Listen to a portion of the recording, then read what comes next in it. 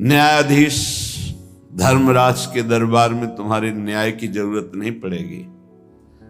नाम जापक को धर्मराज के पास जाना नहीं होता, उसका न्याय स्वयं श्री हरि के दरबार में होता है। वो चाहे 10-20 बार ही नाम क्यों न लिया हो, ध्यान रखना।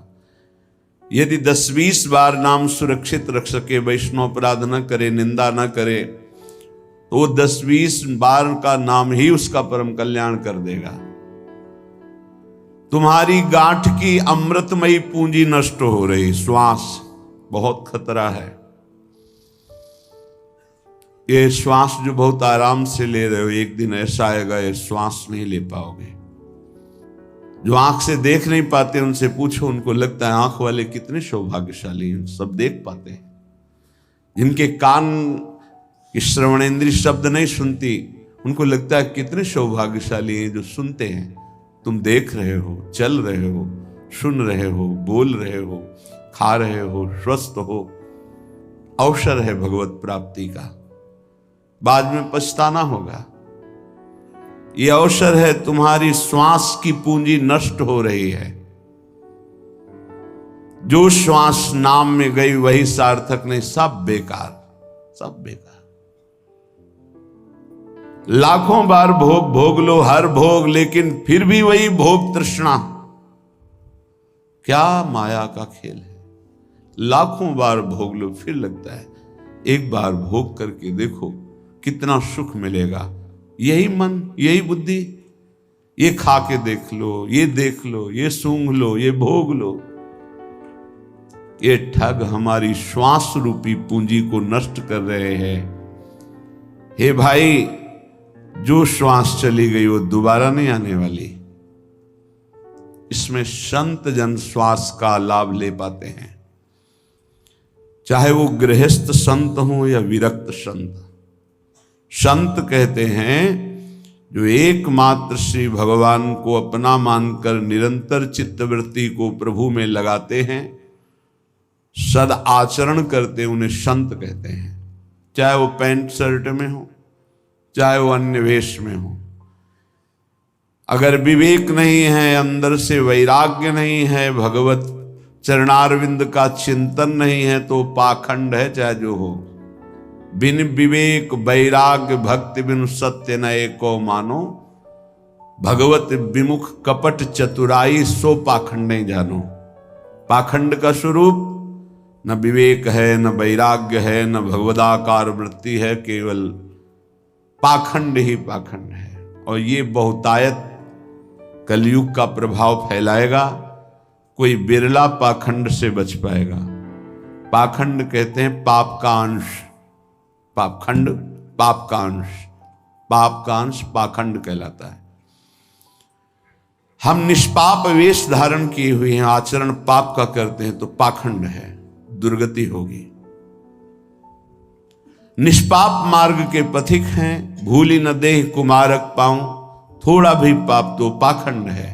पाप धर्म शास्त्र के विरुद्ध बोलना, देखना, सुनना, भोगना सब पाप है।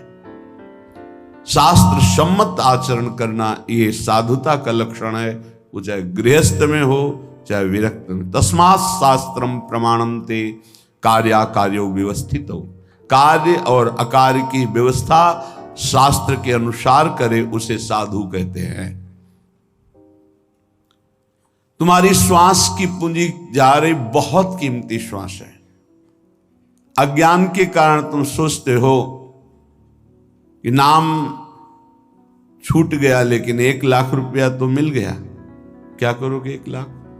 1 लाख का महत्व क्या है? भोग सामग्री मिलेगी। क्या करोगे भोग सामग्री? भोगेंगे किससे?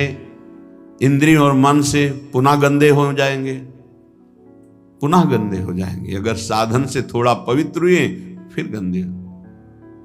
हमारा नाम चल रहा है, फिर प्रसाद का सेवन करते हुए भगवत आचरण कर रहे हैं, कोई घाटा नहीं। हर श्वास श्वास श्वास सुमिरन करे, दुविधा रहे न कोई, निश्चित भगवत प्राप्ति होगी। नाम श्वास दोनों समान हो जाएं, श्वास ही नाम, नाम ही श्वासा, नाम श्वास को भेद मिटावे। अब श्वास की कीमत पता चली। कई बार सत्संग में कहा है 50 वर्ष मेहनत करके कमाया है, तुम्हारी अंतिम श्वास और कह दो 50 वर्ष की कमाई, 50 वर्ष की श्वासों के द्वारा कमाया हुआ ये वैभव धन संपत्ति आपको देते हैं, हे भगवान एक श्वास और बढ़ा दो, नहीं बढ़ेगी।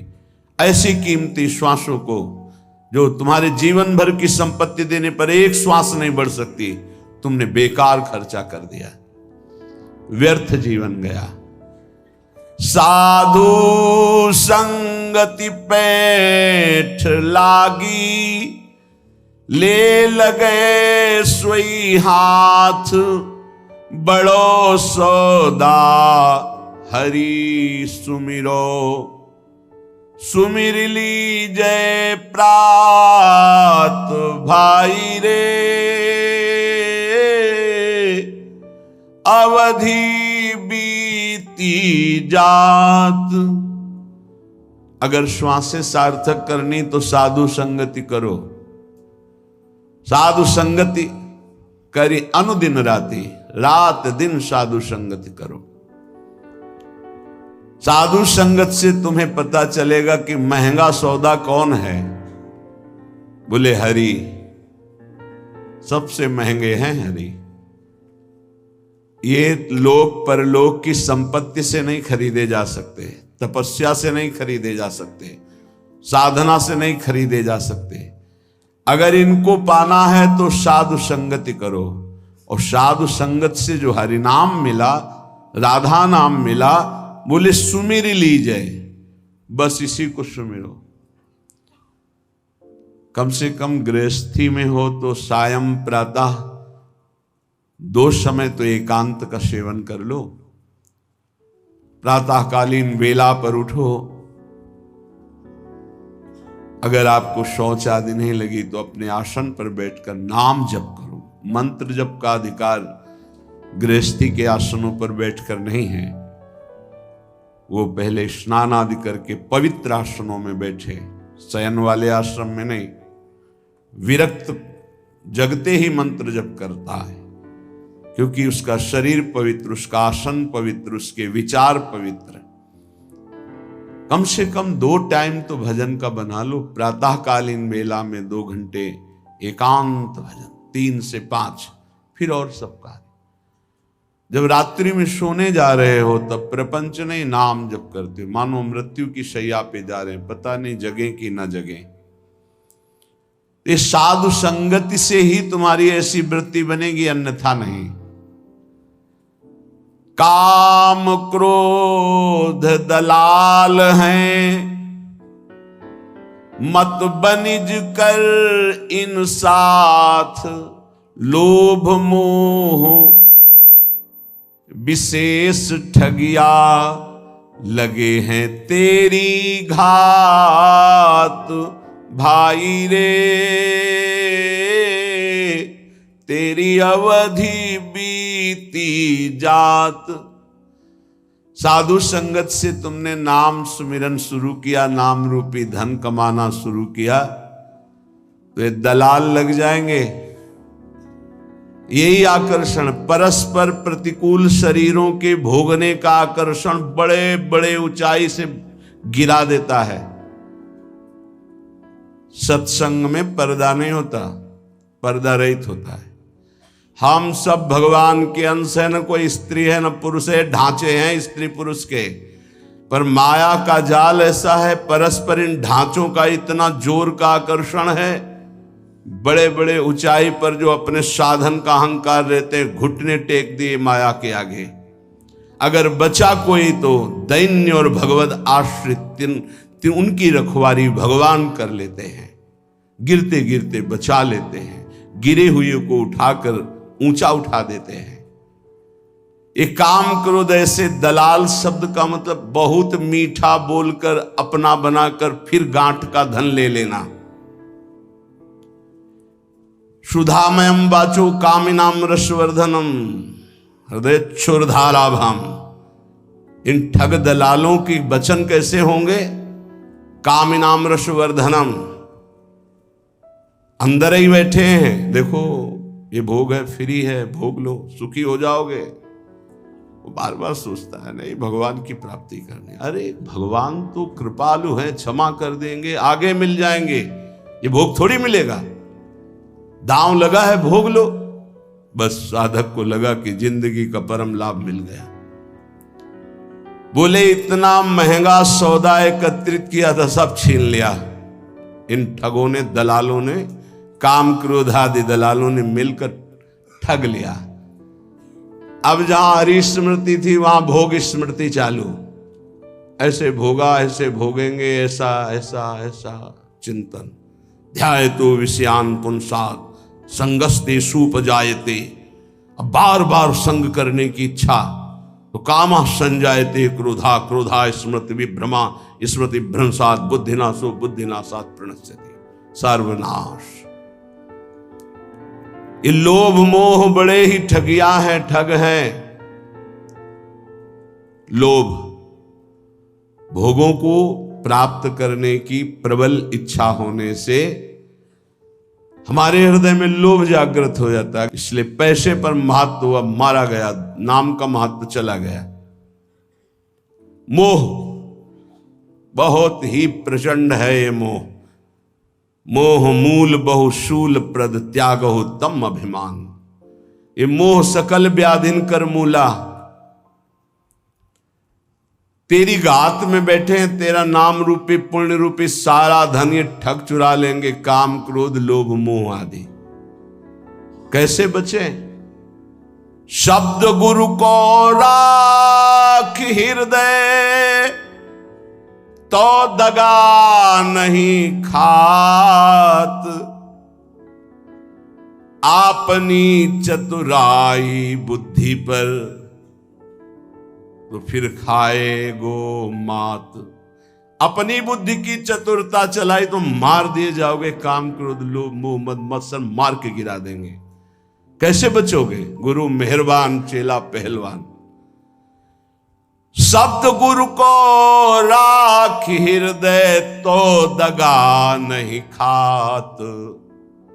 अगर गुरुदेव के वचन तुम्हारे दिमाग में बैठे हुए हैं, हृदय में बैठे हुए हैं, तो धोखा इन ठगों से नहीं खाओगे। वो आपनी चतुराई बुद्धि पर खाओगो फिर मात। फिर तो गिरेगा, फिर नष्ट होगा। यदि अपनी बुद्धि की चतुराई के, अरे कोई नहीं, मारे जाओगे। गुरु के वचनों को अपने हृदय पे रख लो। आज तक कोई माया पर विजय प्राप्त किया है तो गुरु का वचन पालन करने वाला, अन्यथा नहीं नहीं नहीं। ये हम हाथ उठा के कहते, सच्ची बात समझ लो, साधना की ताकत नहीं कि हमको निर्विकार कर सके। गुरु कृपा ही निर्विकार करती, पक्का। उनके चरणों का चिंतन ऐसा प्रताप उदय करता है, सब ठीक हो जाता है। बड़ी सहजता से इन विकारों पर विजय प्राप्त। गुरु कृपा पात्र को कोई युद्ध नहीं करना पड़ता, आक्रमण ही नहीं होता गुरु कृपा पात्र पर। इतना सुरक्षित कवच उनके शब्द का होता है, औषधि नहीं है। चरण दास सुखदेव चरणन परसित जी कुल जात। भाई रे तेरी अवधि बीती जात। चरणदास जी कहते हैं गुरुदेव सुखदेव जी की कृपा से अब इस तन के सारे विकार नष्ट हो गए हैं। मन प्रभु में आसक्त हो गया, एक गुरुदेव की कृपा से। जब हम गुरुदेव की आज्ञा का पालन करते हैं तो हृदय में बात बैठ जाती है। अपना हरि बिनु और न कोई, ये बात बैठ जाए। मेरे तो गिरधर गोपाल दूसरो न कोई। हमारे प्रिया प्रीतम के सिवा और कोई नहीं। हमारे श्यामा जो ये अंदर बैठ जाए, ये अंदर नहीं बैठता। बस जवान से तो सत्संग के प्रभाव से हम बोलते हैं हमारे माई श्यामाजू को राज। अगर श्यामाजू का राज हृदय में बैठ जाए तो काम क्रोध लोभ मोह मद मत्सर प्रकाशित ही नहीं हो सकते, प्रभाव ही नहीं कर सकते। मान लीजिए श्रीपाद प्रबोधानंद जी कहते हैं भगवान के मोहिनी अवतार में भी ताकत नहीं कि गोरे चरणारविंद की ठसक रखने वाले उपासक को आकर्षण कर सके। महापुरुषों के वचन मिथ्या नहीं होते। भाई मेरी बात मान लो, हरि के सिवा तुम्हारा कोई नहीं। क्यों नहीं है? हमारे माता हैं, पिता हैं, भाई हैं, पत्नी हैं, पुत्र हैं, परिवार है। तो इनमें हरि हैं तब तक तुम आदर करते हो। जिस दिन हरि निकल गए उस दिन इनका आदर करके दिखाना हमें। जानते हो अंतिम संस्कार में पिता की खोपड़ी पुत्र फोड़ता है। अब यहां होता है कि नहीं हम तो ये नहीं जानते, पर गांव में अंतिम संस्कार में कपाल भंजन क्रिया होती है। प्राय लोग जो इस विषय के सेवन करने वाले, मतलब जो श्मशान में गए हैं, तो वो लोग जानते हैं। बेटे से एक दंड के द्वारा पिता की खोपड़ी का कपाल भंजन किया जाता है। जिनके चरण छुए उन्हीं के कपाल भंजन होता है। समझ में नहीं आता। जिस शरीर की पूजा की उसी शरीर को जलाया जाता है। क्या है इस शरीर की? क्यों ऐसा क्यों कर रहे हो? बोले हरि नहीं है, अब गए हरि, इसलिए नहीं रख सकते। न पत्नी, न पति, न पुत्र, न माता, न पिता, किसी का भी शरीर नहीं। क्यों? क्योंकि वो गए। वो कौन थे? वो परिचय नहीं जानता, वो हरि थे। आज भी तुम हरि को ही प्यार करते हो, पर अनजाने में जानकर कर लो तो मुक्त हो जाओगे। मातु पिता सुत बंधु कुटुंब सब स्वार्थ ही के होई, अपना हरि बिनु और न कोई।